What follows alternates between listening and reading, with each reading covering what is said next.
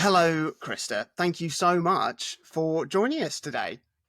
Hi, thank you so much for having me. It's great to be here. Lovely. I cannot wait to dive into talking about all things Playdate with you. But before we start, what other games are you playing? What are you playing at the moment, or is there anything you've played recently that you'd recommend? So I would recommend Despelote. So I've basically only been playing Panic games recently. It's like all I have time for, Playdate games and Panic games. So it's all around work. But fortunately, we make a ton of good games. So Very true. Despelote Very just true. came out. I actually Mhm. had not played the entire game until the release. So it was great. I had played it like in various states as the team was working on it over the last couple of years. And then just to finally play it in full was great.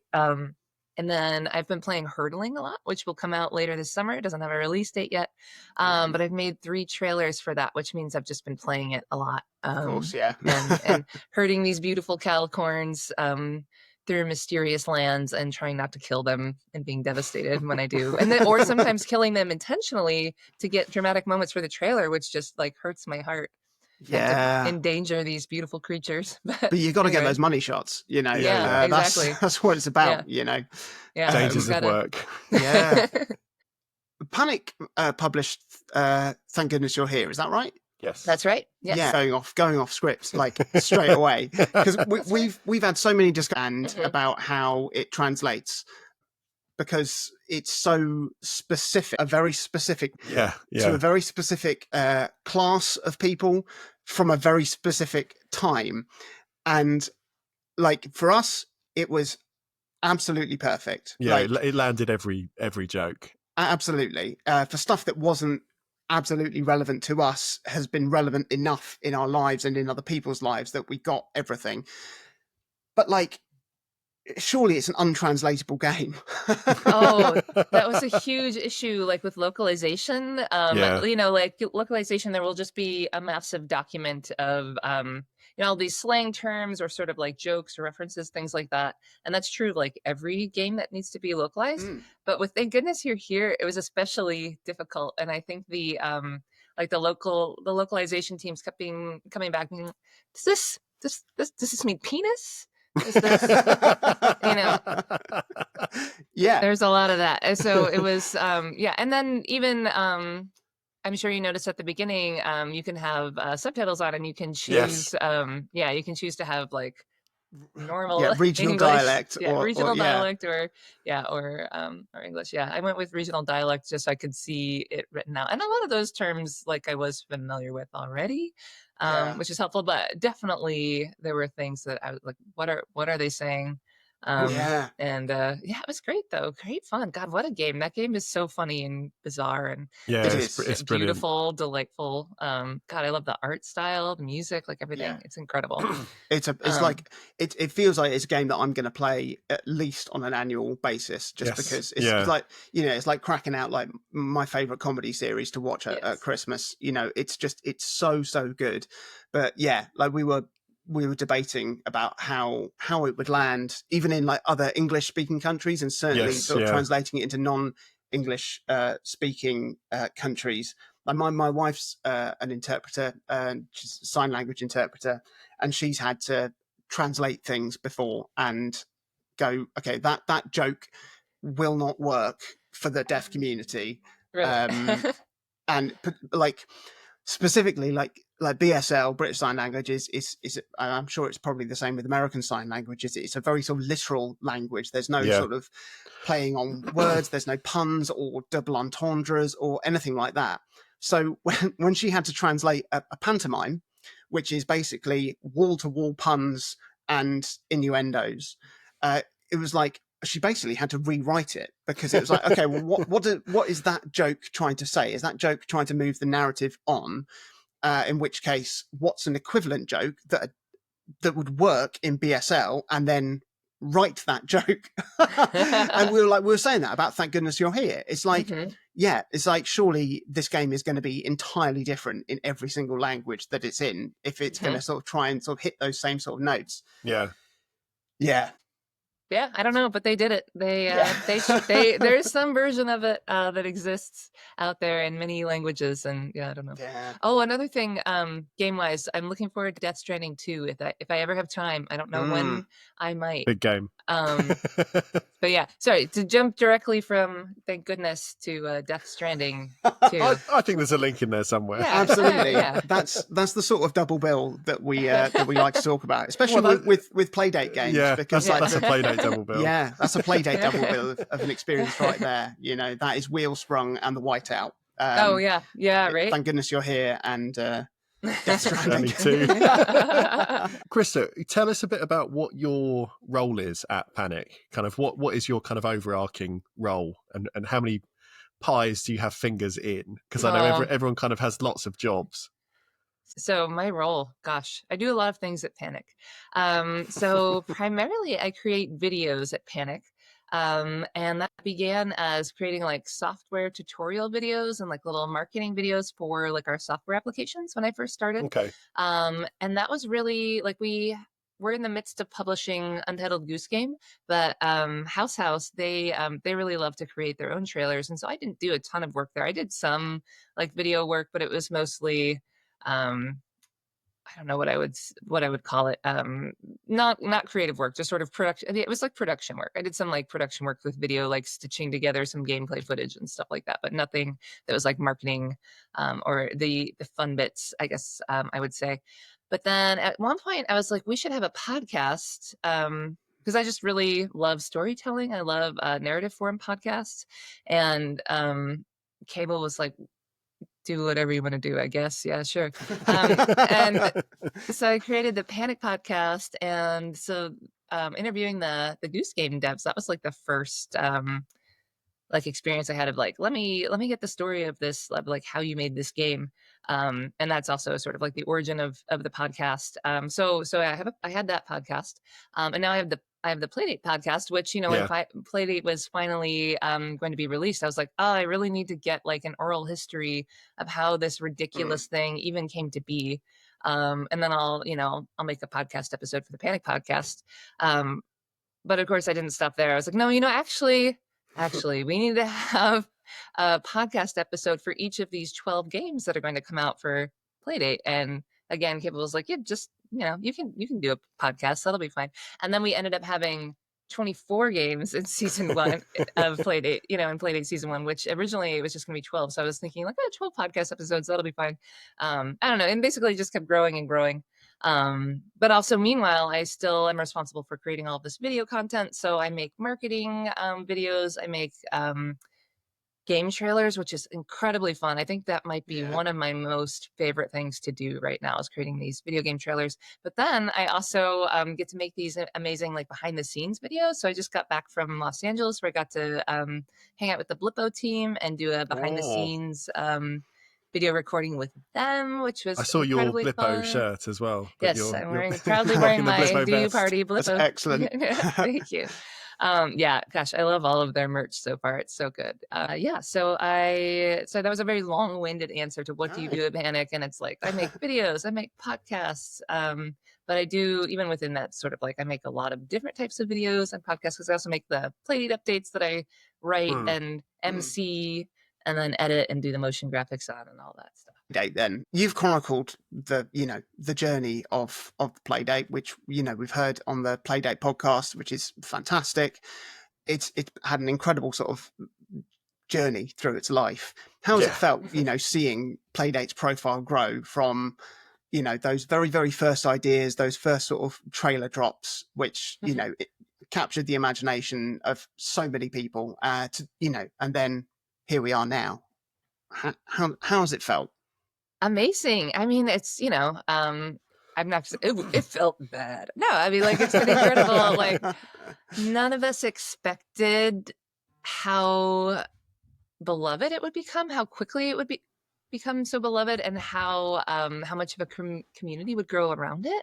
That's been the coolest thing to see, is that people have just taken it and run with it, and people have done things with it that like we never thought anyone would be able to do. Just, I mean, from a performance perspective, and just like the incredible creativity But yeah, and just how like enthusiastic and generous this community is incredible, because I kind of lurk in like the Playdate Squad Discord, or I'll like go on the dev forum every now and then. But like, it's just so cool. Like, people are just so willing and enthusiastic about sharing like their knowledge. Like, oh, I figured out you could do this way. And people are so great about like giving each other feedback, like sharing ideas, sharing resources. And it just feels very different from like other, I don't know, like game subreddits I've like looked in on, and that kind of thing. It's just like everyone is just so like, and it's, like obviously it's not without any, negativity or drama, and, at various times, like any human community will be, but it's on the whole, it's just like everyone's so positive and so just like delighted and excited about this thing. It's just been really cool. And also I love just how open it is to like people of like all kinds of skill levels, like just like that pulp allows you to just come in and create something off the back. Like, actually, internally I created a little video. This guy, the guy who created Quest for the X, like wrote in about like how he had created this after school development club for like the kids at his school, and like how excited everyone was.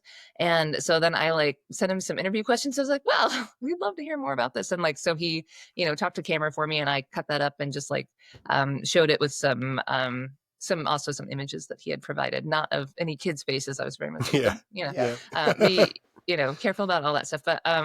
But then showed that internally when we had like a big meetup, because some of us are remote. So like a few times a year, we all try to meet up in Portland together and have a thing we call a jamboree, which is fun. Lovely. That's so it's great. And so basically, though, I got to show this video, and it was just so inspiring to everyone, because it's like, oh, here's a bunch of kids who don't necessarily have any programming background, and they've just learned a little bit of pulp script, and they've created these incredible games, and just seeing like what they've made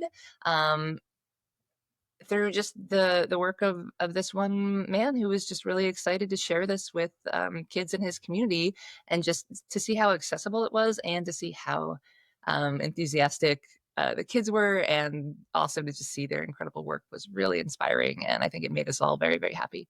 And I think a version of that video might go up on, we're working on like an education, like Playdate and education page. I don't think it's live yet, but a version of that might be available for the external world to see at some point. But yeah, that was a really cool thing. I'm kind of rambling now, but yeah, it's been great. It's been amazing to see, again, just like so unexpected, because it just started as like, oh, our anniversary is coming up. We make software. Wouldn't it be neat if we made like a really beautiful little piece of hardware and just like give that to our biggest fans? And then suddenly you flash forward like 10 years later, it is a handheld game console with a crank, and there's like an SDK plus this web-based editor where you can like a no-code game, and then there's a store, and there's like another season of games, and it's and all this community is just like, it's exploded out of this like one little look, like, hey, that'd be fun kind of idea. So I think it's cool.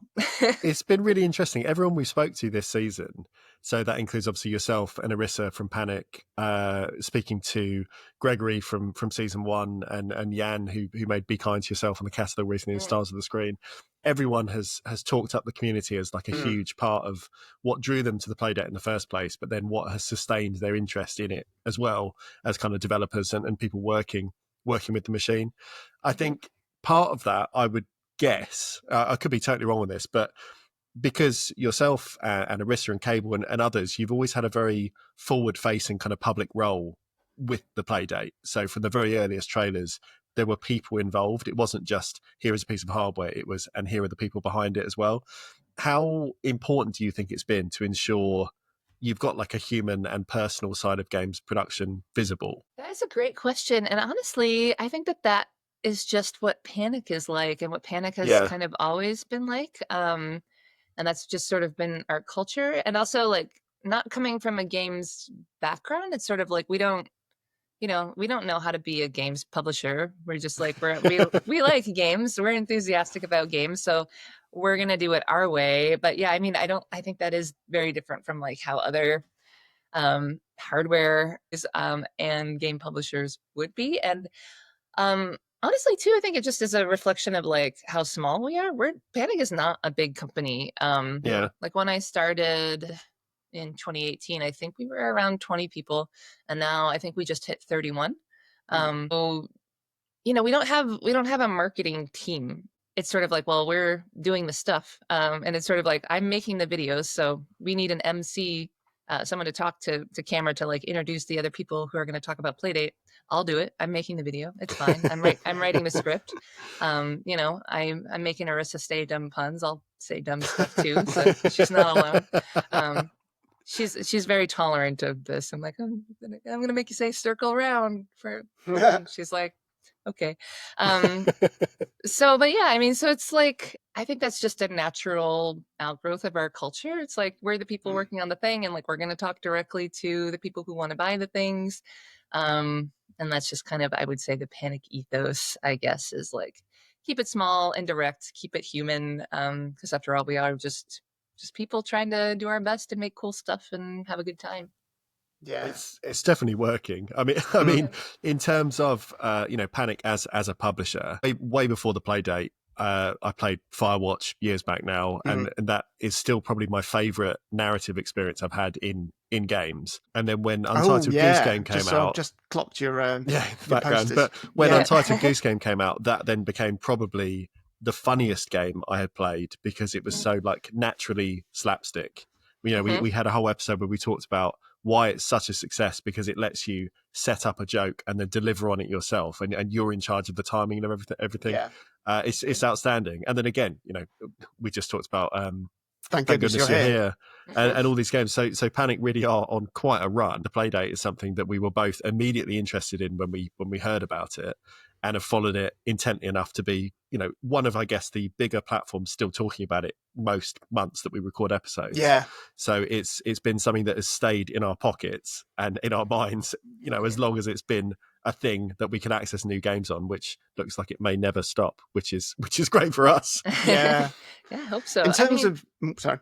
No, carry on. No, I was going to say, I'm just, too, that's been another thing, is I'm just amazed at how prolific people are. And there's just like, we created this platform and the SDK, and just like, there's just, seemingly an endless supply of incredible games. Like when it got to the point where I couldn't keep up with how many new games there were, then I was like, oh, wow, this has gotten really big. Because at first it was like, oh, somebody made a game. Oh, that's neat. I'll play that. And then suddenly it was like, oh, I can't play all the games anymore. Like, that's wild. Yeah. Like when Catalog launched on it, we were like, for a while, we started, we were like being like, oh yeah, no, we bought all the games, played them, talked about them. And now it's like, I couldn't do that because I'd have no money. And then like the other day, like my daughter was really enjoying playing Long Puppy. And then when she'd finished playing that, she was playing Extras, which she really enjoyed. And then she said, oh, have you got a game, any games about princesses? And I was like, oh, I don't know, actually. And then I went on Itch and thought, I'll just have a little look through Itch. And 1,500 things tagged with like the Playdate tag. And I was like, well, I guess I'm looking through these until I find something about a princess. There was one. Still not bad. It's not bad. So it's there, but I might need to make her a game that she's going to really enjoy with the princess. I don't know what she wants to do. I think she just wants to be a princess. Maybe if you crank the princess twirls, I think she'd be happy with that. Oh, you could crank to like grow her hair, like Rapunzel style. Oh, there we go. Yeah. Right, there we go. Let's do this. Yeah. That's basically, she'd be very, very happy with that. I've been so impressed with how well she's got on with Long Puppy. She loves playing it, and it's quite fiddly. Like the controls are like hard to get a hang of, but like once you get it, then it's like, oh, okay. But it did take me. It was just like this coordination thing of like, and getting the feet into the right place. It definitely took some getting used to. So kudos to her. Absolutely, she can't tie shoelaces, but by God, she can stretch a dog. Well, I just talked to someone in LA who said their 6-year-old beat Kranken's time travel adventure, and I was so impressed by that. I haven't beaten that. No, I haven't either. Right? I mean, I guess no. I would say I haven't actually legitimately beaten it, because that game was, it was like one of the So it was like the game that we were advertising Playdate with for so long. Yeah, it was like that the poster boy, wasn't it? Yes, yeah. So I've been through every single level of Cranky's Time Travel Adventure, but I had, a development version where I could just jump around from level to level. So like, I'm going to take a bit of this, I'm going to take a bit of that, like, and just exploring all the levels, like what would look good for like gameplay capture, basically. But so I can say I have played all the levels, but I have not beaten all the levels like myself. So I was incredibly impressed. That this 6-year-old child had the dedication. Yeah. That's extraordinary. Yeah. There must be some games that you've seen though, like in terms of like the games that you've seen now come out on Playdate. When the console was made and you know, season 1 games were like, cool, this is what Playdate can do. I mean, there's so many things now that have been done on Playdate that you'd think are absolutely impossible. I mean, what game has impressed you the most? Like what has wowed you the most of things that you've seen on Playdate? I might have to just go look at like all of that, like things like P racing. Oh yeah. Like, I mean, anything that's, and too, like anything that's 3D, anything that just like requires high performance at a high frame rate, and they manage to do it. It's like, how's that? Like, oh, like Angel Pop, which is just like a million things on screen, and just like so fluid. Oh gosh, I mean, I love Tau. Such a cool game of just like, I don't know.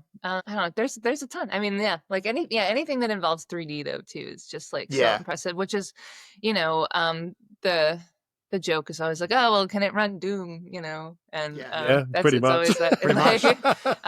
That's for any new thing. But yeah, people have been so creative, and I think just adding like the entire other like C SDK, which wasn't there initially. I don't remember when that happened now. But initially it was all Lua, and then at one point I believe it was Dan Messing who was like, we really need like more, like we need to access like lower level systems to like really make high performance games on Playdate. And so I think he was sort of like led the charge on people being able to like write games in C for it. And it also speaks to like our Mac background, like why C. That's I think why. But anyway, yeah. And it's just really impressive to see what people have been able to do. I love it. I love it. It's really in the spirit of Playdate, which is, it's setting out a creative challenge to developers to go, well, if you've made games before, then there's a lot of stuff you won't be able to do. So what will you do? And that's the real creative challenge. I remember when I was in film school doing the 5 obstructions, which was basically a series. You know what? That's really boring. I'm not even going to talk about that. I was immediately like, yes, tell me. I can't remember the filmmakers who did it. I think it might have been Lars von Trier, sort of a prelude to their Dogma manifesto. That basically gave you like they had a story and were like, right, you need to make this by following in 5 different ways, following these 5 different obstructions to basically see how you would creatively sort of find your way around it. And that was like what led the first module of documentary filmmaking.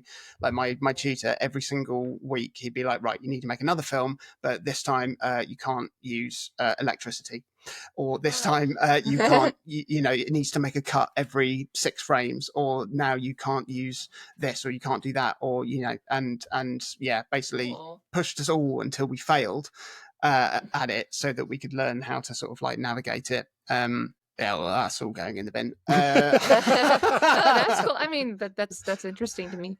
Cool. But that's the really interesting thing about Playdate is going, what can you do with this? And that, in this sort of modern age where you can, some of the AAA games that are out, it's like you can do anything, you can make anything. And sometimes that's the hardest thing to make, because there are no limitations, there are no constraints. Where do you say stop? Where do you say enough is enough? And Playdate is such a perfect place for that. And it's been so great watching people push it in so many different ways. And I think the guy that made P Racing, or the developer made P Racing, has got a 3D platformer. It looks a bit like Crash Bandicoot style. It's crazy. It's coming out soon, and I can't wait for that.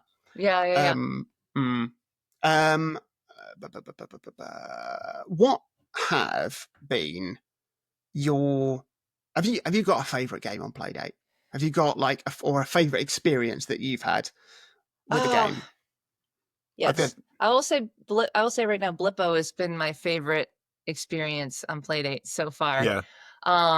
Just because it's so weird. And so Dave Hayden, who, you know, is the reason Playdate exists with his early electrical engineering stuff, you know, he had to write this whole like video streaming thing. He had to do so much stuff just to like get this thing to work. But just like the very idea of having a cable TV simulator FMV game. It's not really a game on Playdate, and it's just bizarre, and I love it so much. It's just like the B movie cable access quality of these little videos that are streamed to your little 1-bit Playdate device, you know, and the conceit that it's like coming from another world.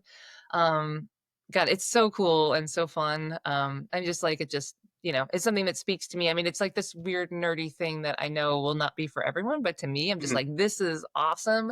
And the fact that, yeah, like it pushed, you know, Playdate farther, like, oh, we need to be able to like stream to the Playdate, like, 'cause that didn't exist, you know, before. And so and then Blippo is the reason basically that Dave was like, all right, well, I'll figure out how to do it. He also created a way for them to preview the footage. So like in real time, they would get like, it's like these cool analog tube video cameras from the 80s that JJ Stratford used to film all of Blippo.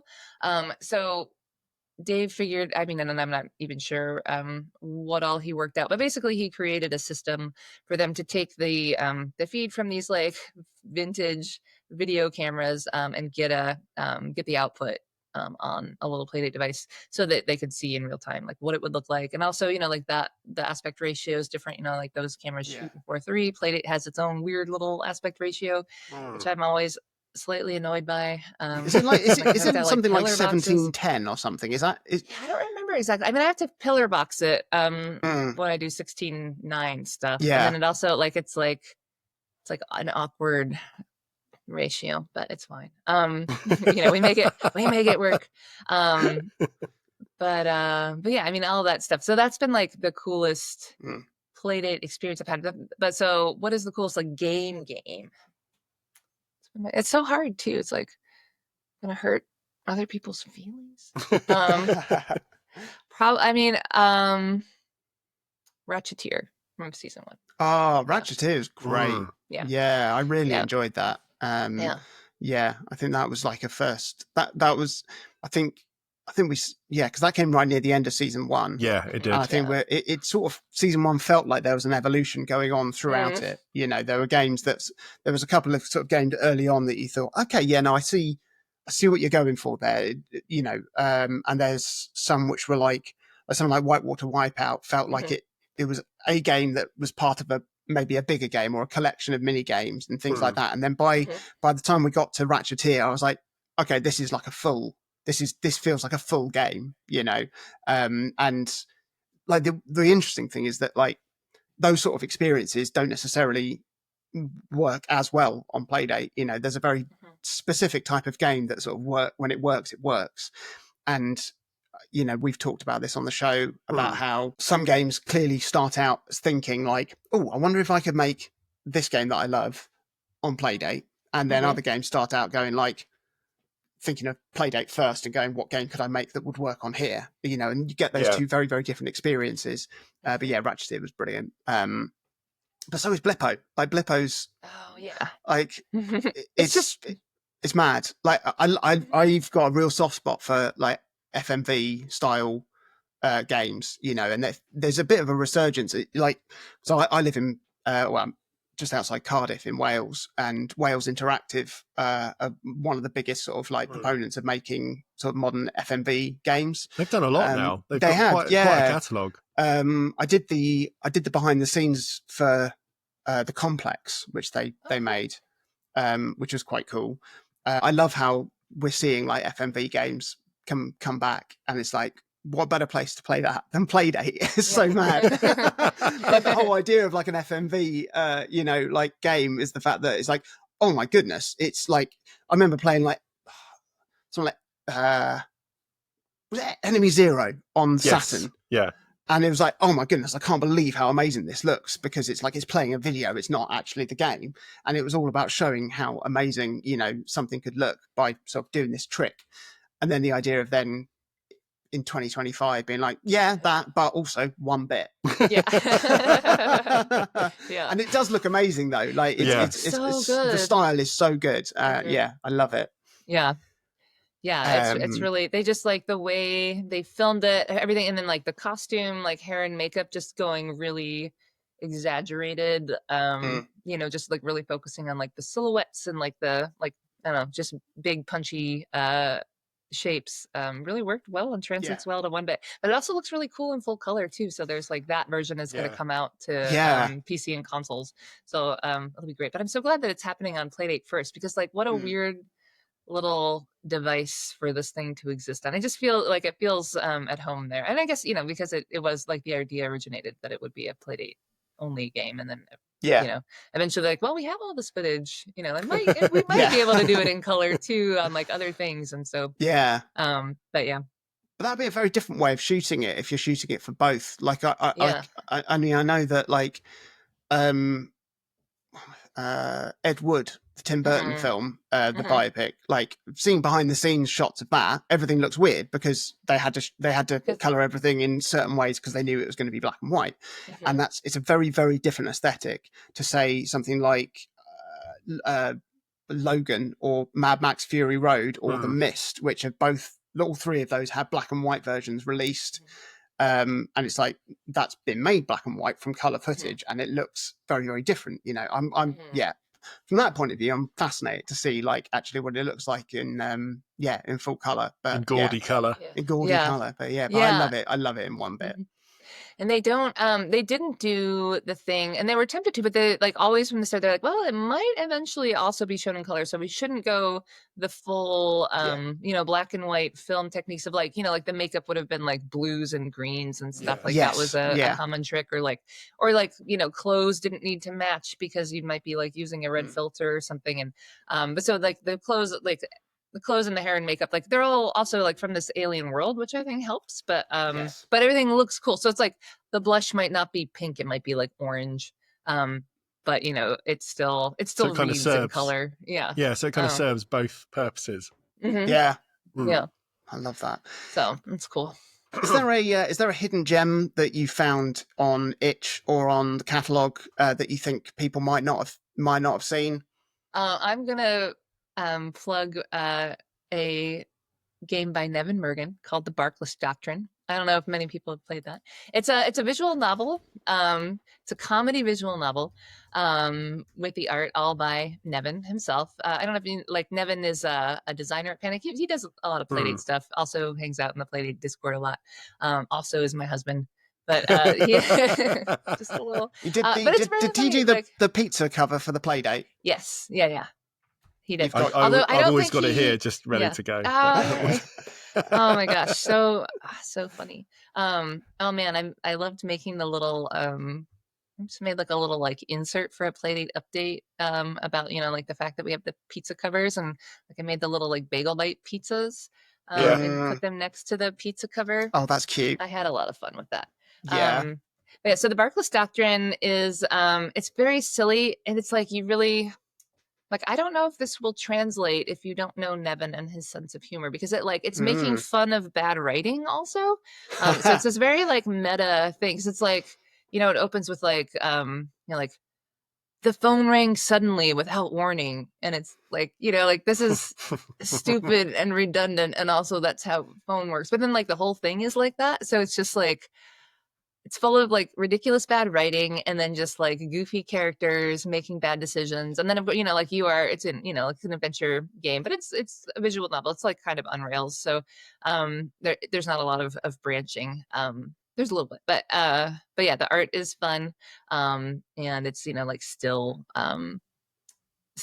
art in a visual novel format, and you're choosing what goofy bit of dialogue to respond with, and it's like post-apocalyptic shenanigans. I don't know, it's funny. Are there dogs in it? No, so well, yeah. Barkless. Barkless, yeah. Well, So there we go. Yeah. Wagmore Barkless is That's the a wonderful name. yeah, and that's like, and this I think started with Nevin just had like a note on his phone of just like, here's a list of like stupid names, and of course he took that from that bumper sticker that we're just like, this is stupid. But wouldn't that be a stupid name for a character? Like, yeah, Wagmore Barkless. Love. Were you ever aware? I can't remember what it was called. It was like a hyphenated name, like the Fulmer Lytton Fiction Contest. They don't do it anymore, but basically, it was the annual contest where people would submit the worst possible opening lines to fictional novels. Yeah. And so this, I would say, the Barkless Doctrine is also kind of inspired by that, by terrible opening lines that my husband and I like to quote each other all the time. My favorite of which is John surfing turned to his mother surfing beside him and said, "So, how do you like surfing?" Love that. And Love that it. is like the spirit, I would say, of the Barkless Yeah. Doctrine. Okay. Yeah. It's a tricky line to walk, and I've done this myself when I've made something that's a satire or a parody, and it's like, how do you make something bad well? Mhm. Or how do you make something that's purposefully shoddy, so that people know that you do know what you're doing. Yeah. Not that you don't know what you're doing, and it's very, very hard. And it's very, very difficult to get that balance right. But when it works, it's very, very funny. Very funny indeed. As a slightly off-piste question, from social media, it's clear you're also a musician. Mhm. If you were given just free reign, would you like to soundtrack a game? And if so, what sort of genre do you think you would best work within? Yes, I would love to soundtrack a game. I mean, so also, like, I'm a hobbyist musician. Like, I write songs sometimes. I rarely actually finish them, but it's fun. And but a lot of people say, I interview a lot of developers, and whenever I'll interview a developer and be like, "Oh, I also did the music, but I'm not a musician." But then, like, here are all of these songs that I made for this game, Yeah, and yeah. I kind of love that. So for me, I would love to soundtrack like some kind of an adventure game that has like a big narrative arc, so that I could make a lot of different kinds of songs, like something that was like upbeat, and sort of like hopeful, when we're starting out, and then maybe something tense and dramatic, something big and heroic that swells, and then maybe something sad and moody and depressing, and then just basically like A JRPG. Yeah. A Basically, theme for yes. every character in every town. Yes. And for every story beat. Yeah. That would be great. I would love to do that. I think it'd be really fun. I think I would be bad at soundtracking like an action game, because those, I feel like you need such a strong hook and melody in those, and to be able to make them endlessly repeatable, and not get boring, I think would be very difficult. And like, a lot of people can pull that off. I don't think I could. I think a really interesting use of music is, again, just because the poster's there, Firewatch. Is it Chris Remo did the soundtrack to that? Yes, Chris Remo. Mm-hmm. It's a very particular soundtrack because it's pretty much all guitar led. Mm-hmm. Just really, really nicely done, and kind of it just complements the experience really well. It feels isolating in the way it's kind of recorded and the way it's written. So there's just a space for everything, isn't there? Yeah. To be a composer for games or a composer for films or anything anymore doesn't mean the same thing as it might have done once upon a time, where there are more set rules. And these days, you could make a soundtrack like the film Birdman that's just drums if you want, and that would probably be okay for certain game experiences, like Ape Out. Yeah, I was just thinking, but in terms of that sort of like free jazz percussion, there you go, it's been done, works really successfully. So I think whether you're a hobbyist musician or a professional musician in inverted commas, it's like I think everyone could contribute something if you can pick up an instrument and be interested to see what everyone could do given the chance. Is there anything you can tell us about the future of Playdate? Anything coming up to be excited about? Yeah, the rest of season 2 is very exciting. I'm looking forward to people playing Tarja and Como. That one is very cool. I mean, all the games in season 2 are awesome in their own ways, and sort of, there's sort of games that draw me in more than others, and like other people have their favorites. And that's the great thing about it. I love that you get 2 games per week, and like if one of them isn't like your thing, like the other one probably will be, or like there's something for everyone, I guess. And also, yeah, just like having 2 very different games every week just to suit your mood is fun. Yeah.